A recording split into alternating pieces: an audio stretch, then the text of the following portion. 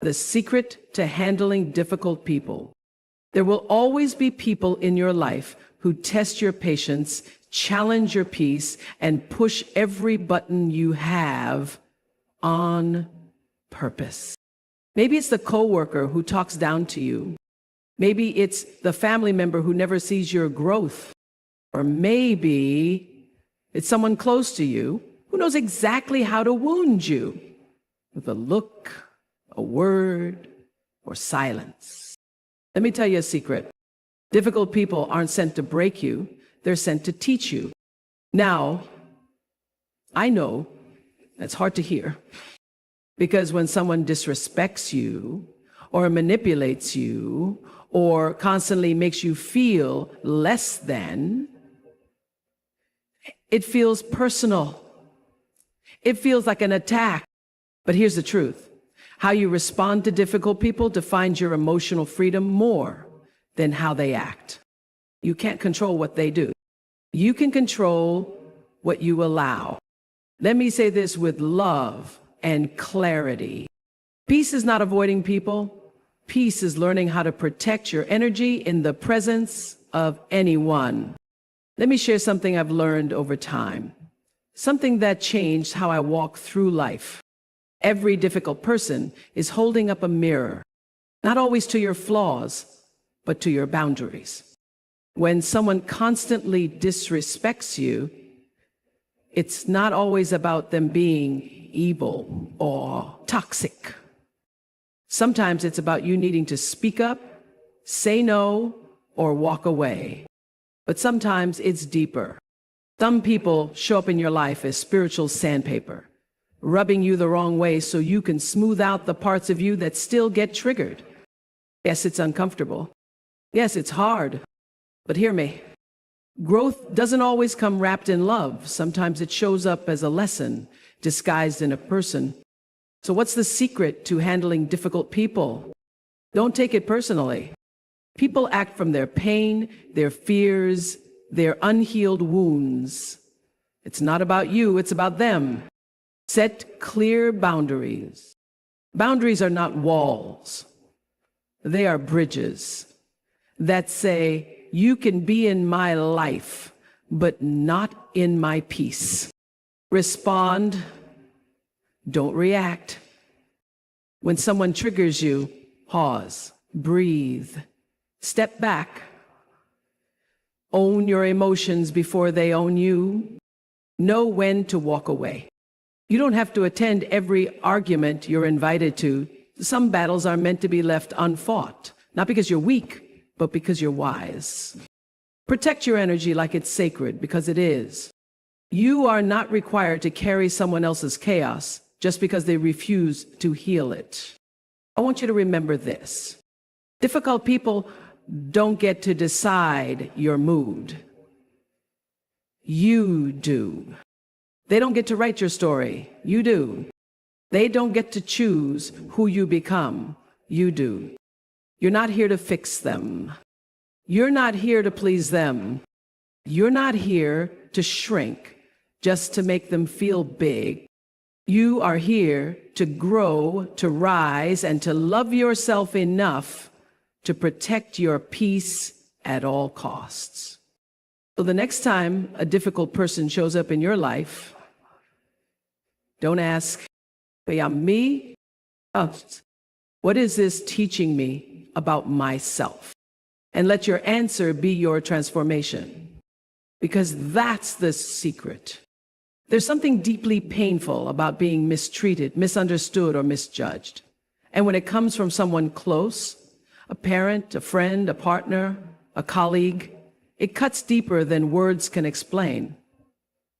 In those moments, it's so easy to turn inward, to wonder what you did wrong, what you should have said differently, how you could have made them treat you better. You start rewriting your actions in your mind, replaying conversations like a broken record, thinking, was it me? Did I deserve that? But here's the truth I want you to breathe in today. Most of the time, it's not about you. It's about them. You see, Difficult people often carry within them a war, one you didn't start and one you can't win. Their anger, their criticism, their cruelty, it doesn't come from clarity, it comes from chaos. People who haven't healed their wounds tend to bleed on others who didn't cut them. And when they lash out, it's not because you're unworthy, it's because they're overwhelmed. When they criticize, it's not because you're lacking, it's because they're insecure. When they control, it's not because you're incapable, it's because they're afraid of losing control. We internalize so much of what others say and do. We let it crawl into our hearts, our minds, our confidence. But you are not obligated to carry someone else's emotional baggage. You are allowed to stand in your worth, even if others can't see it. When someone treats you poorly, their actions are not an accurate measure of your value. They're a reflection of their own emotional state. Some people walk around with unresolved trauma, unspoken pain, and unacknowledged fears, and they carry that into every room they enter. If they've never felt safe, they project suspicion. If they've never felt enough, they project judgment. If they've never been loved right, they distort every attempt at connection. You might be trying to offer peace to someone who's addicted to drama. You might be trying to build trust with someone who's still chasing ghosts. You might be trying to love someone who hasn't yet decided they're worthy of love. And in all of that, you begin to question yourself. Why can't I fix this? Why do they keep hurting me? What more can I do? But the secret is, it's not your job to heal them. It's your job to protect your energy. It's your job to know where you end and they begin. And it's your job to release the weight of their wounds from your shoulders. When you stop taking things personally, you take your power back. You stop dancing for someone else's approval. You stop twisting yourself into shapes to avoid their disapproval. You stop defining your worth by how easy it is to love you. Some people simply don't know how to love without controlling. And some don't know how to speak without wounding. Some don't know how to connect without competition. And that's not your burden to bear. You are not the reason for someone else's bitterness. You are not the cause of their insecurity. You are not the trigger for their anger. You might remind them of someone who hurt them, who might symbolize something they wish they had. You might shine in a way they're afraid to, but that's their story, not yours. What would happen if, for once, you chose to believe that the way someone treats you is not a measurement of who you are, but of how they feel about themselves? What would change if you stopped assuming you were the problem and started seeing their behavior as a mirror of their own unresolved struggle? You'd stop trying to be perfect to earn kindness. You'd stop shrinking yourself to avoid conflict. You'd stop walking on eggshells to keep the peace. Instead, you'd start standing in your truth, regardless of who's uncomfortable. You'd start honoring your feelings without apologizing. You'd start creating space between their storm and your calm. When you realize that difficult people project their inner chaos onto you, you begin to meet their behavior with compassion, not for them to keep hurting you, but to free yourself from the weight of needing to fix it. You stop asking, why are they like this to me? And start understanding this is just where they are in their journey. And that shift, that one sacred shift, changes everything. You stop internalizing, you stop personalizing. You breathe, you let go, you rise. You don't have to fight to prove your worth. You don't have to explain yourself to be understood. You don't have to carry what they refuse to heal, because difficult people will always exist. But when you learn not to take it personally, they lose their power and you step into yours. There comes a moment, quiet but undeniable, when your spirit whispers, "This isn't working anymore." It doesn't always arrive with anger. Sometimes it comes softly, not in a storm, but in stillness.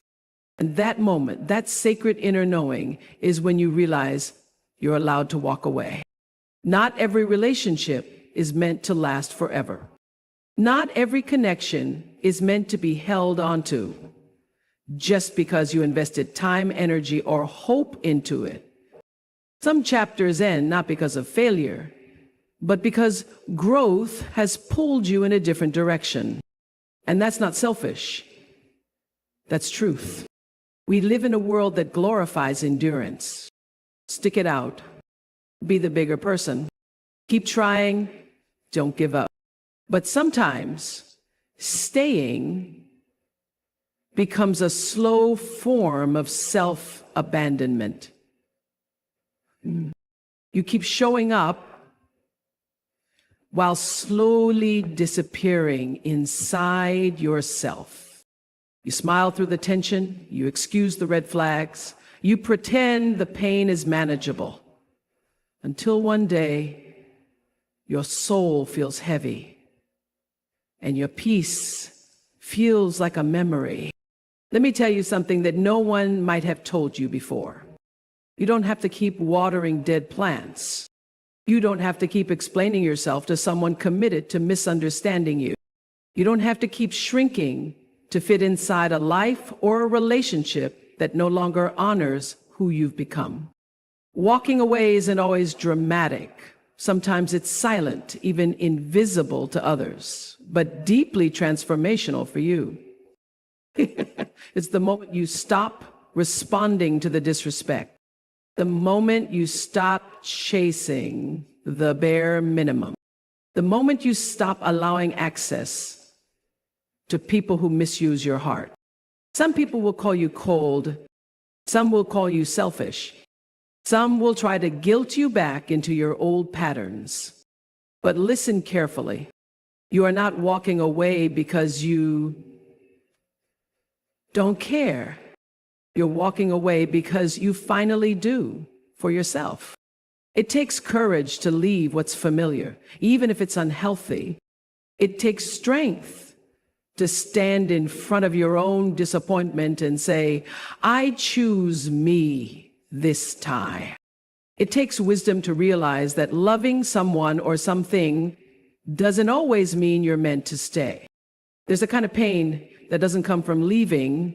It comes from staying too long, from trying to fix what's not yours to fix, from hoping someone will change who never asked to, from giving chance after chance until your own heart feels used up.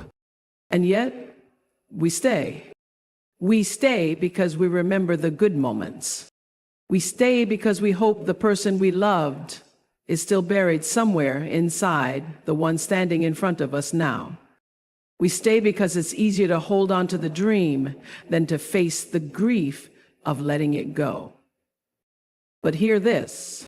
You can miss someone and still know they're not good for you. You can love someone deeply and still understand that the relationship is no longer aligned with your growth.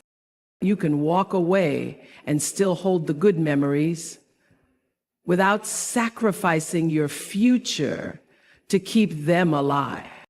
Your peace is priceless, and anything that costs it consistently, relentlessly, is too expensive. You deserve to be around people who see you, hear you, and honor your presence. You deserve spaces where your soul can breathe, not tiptoe. There is no trophy for suffering. There is no medal for staying where you're not respected. There is no award for loyalty to pain. You are not required to destroy yourself to save anyone else. You're not here to keep spinning in circles to prove you're enough. You're not obligated to stay in environments that suffocate your light.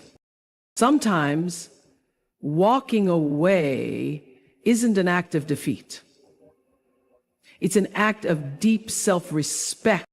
It says, I love me enough to release what no longer feeds me. It says, I choose peace over proving a point. It says, I am allowed to outgrow what once fit me. Don't wait for permission to honor your growth. Don't wait for closure from people who won't give it. Don't wait until your spirit is bone tired and your joy is depleted. You've always known that inner nudge, the unease, the heaviness. It's not weakness, it's wisdom. And the sooner you listen to it, the freer you become. Walking away doesn't mean you hate them. It doesn't mean you're bitter or angry. It simply means you're done pretending. You're done negotiating your worth. You're done staying for a version of you that no longer exists. You don't need to explain. You don't need to defend. You don't need to apologize for choosing the door that leads to your healing. Because sometimes the most powerful thing you can do for your mind, for your heart, for your life, is walk away with grace and never look back. There is something no one can ever give you back once it's gone: your energy. You can earn more money. You can repair broken things. You can rebuild a dream that fell apart. But once you've poured your energy into the wrong place, the wrong people, the wrong battles, it takes time, healing, and soul-deep rest to restore what you gave away without thought. So let me ask you something that most people never pause to consider. What are you spending your energy on? Not just your schedule, but your spirit. Not just your time, but your truth. Not just your calendar, but your core. Because some of you are tired, not because you're weak, but because you keep handing your energy to everyone but yourself. You say yes when you mean no. You smile when you're breaking inside. You show up for others while slowly disappearing in your own life. And here's the wake-up call. Not everyone deserves access to your energy, your time, your love, your attention. These are not unlimited resources. They are sacred, and it's okay. No, it's necessary to be intentional about who gets them. You wouldn't hand your house keys to someone who has no respect for your home. So why hand over the keys to your peace to someone who walks in and leaves chaos behind? We live in a world that glorifies hustle, that celebrates burnout like it's some kind of badge. But true strength isn't how much noise you can handle. It's how deeply you can protect your silence. It's not how much you can carry for others. It's how often you remember to carry yourself. There are people in your life who will take all you give and still tell you it wasn't enough. There are places that will drain you until you forget who you are.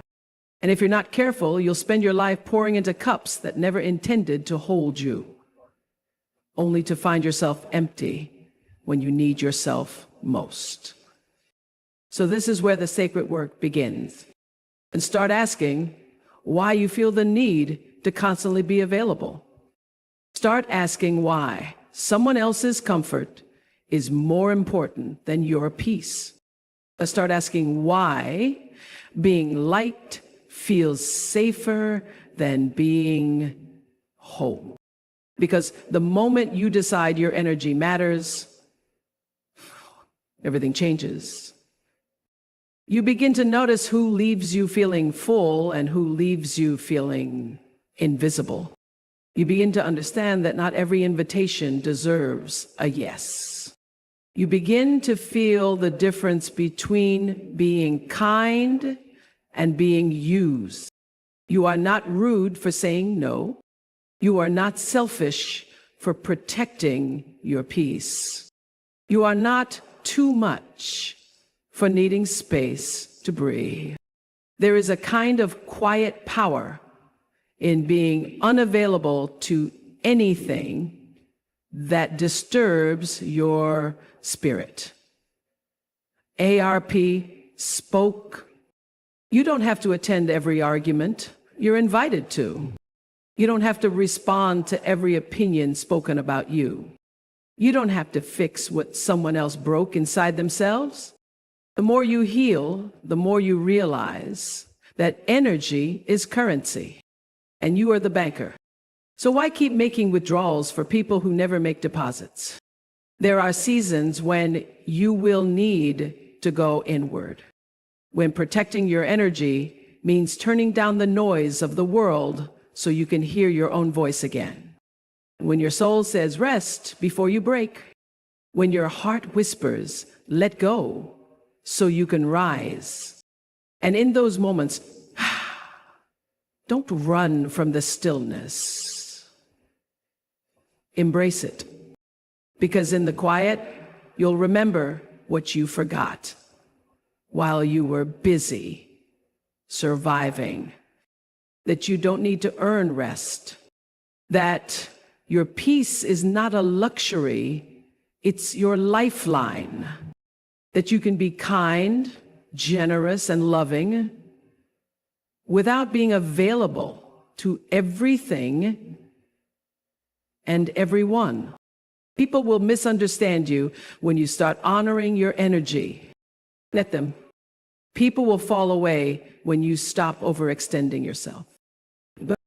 Because the ones who truly see you, who truly value your presence, will never require you to sacrifice your sanity to keep them close. You were not born to constantly explain yourself. You were not born to be stretched thin in the name of being nice. You were not born to live in a cycle of burnout, resentment, and emotional exhaustion. You were born to be present. You were born to be whole. You were born to be deeply rooted in peace. And the more you protect your energy, the more you align with the life you were always meant to live. Not a life filled with noise and pleasing and proving, but a life that feels like home because you finally decided you're worthy of peace. It's about standing so firmly in your peace that their chaos can't shake you. It's about learning that you don't have to absorb what doesn't belong to you. It's about choosing to heal instead of hate, choosing boundaries instead of bitterness, choosing yourself instead of shrinking to fit someone else's comfort. Because the truth is, life will always bring difficult people. People who push you, test you, misunderstand you, disrespect you. But they don't have the final say in who you become. You do. When you stop taking things personally, you free yourself. When you set boundaries, you teach others how to treat you. When you choose not to react, you rise in wisdom. When you walk away with grace, you reclaim your power. And when you protect your energy, you finally come home to yourself. So let them be difficult. Let them be loud. Let them stay in their story. But you walk forward in your truth. You walk forward in peace. You walk forward in power. Because the most unshakable strength you will ever have is knowing that no one and nothing can take your peace away unless you hand it to them. And today, you choose not to.